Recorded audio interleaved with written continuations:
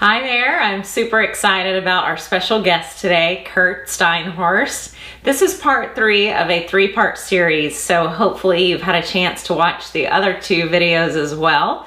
But Curt is here today to help us learn how to better manage our attention. So he's been sharing some cool tips along the way, and this is going to be the last of the 3-part series. Hope you enjoy, hope you've learned a lot from it, and at the end of the video there's some more information about Curt and where you can find out more information about all the cool work that he does. He's a distraction expert and a great speaker on distraction and attention. So I hope you enjoy. Thanks so much, and I'll see you tomorrow. We're in the middle of a series on how do we better manage our attention. And today I'm coming to you from the back seat of an SUV. I need you to imagine that this SUV is your brain. And I'm in the back seat because I'm actually taking the role of a part of your brain that is best represented by kids on a road trip. Now, I don't know when you were a kid if you went on those long road trips with the whole family. But if you remember, you weren't driving. You were trying to do whatever you could to entertain yourself. If you were like me, I was playing the game I'm Not Touching You with my sister. But I know one thing. I had no interest in a long-term goal of where we were going. I just wanted to be entertained. And a part of our brain, that's how our attention works. We are drawn to new and novel stimulus in order to, 1, avoid pain, and 2, find pleasure. It's all about survival. Another part of our brain is like the driver on a road trip. This is like dad has a goal. He's getting to Niagara Falls. He's not taking a bathroom break. Nothing's going to get in the way of that. This is a very different situation than kids in the back seat. This part of our brain is called our executive control, and it's future-oriented.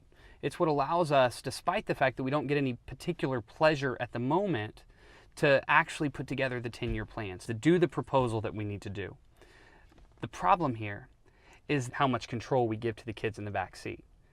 And what we want to do is we want to figure out how do we go about making sure that the job of the driver of our executive control is as easy as possible.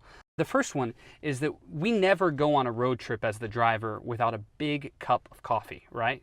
That's because focused work, focused effort takes a whole lot more energy.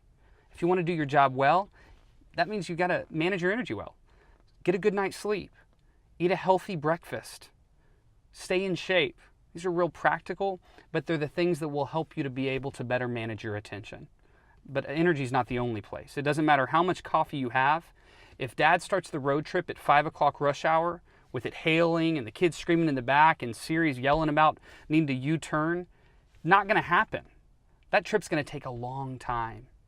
So the other piece is that we want to quiet down the environment that we find ourselves in. Physically, put on the Bose headphones if there's a lot of noise happening. But even more, we want to think about how do we manage our virtual environment. Let's get away from email as the home screen. Let's turn off the dings. Let's just have that clean white screen when we're working on the proposal. When we manage our energy and our environment, what we find is that dad or mom, whoever's driving, can get us there a whole lot faster.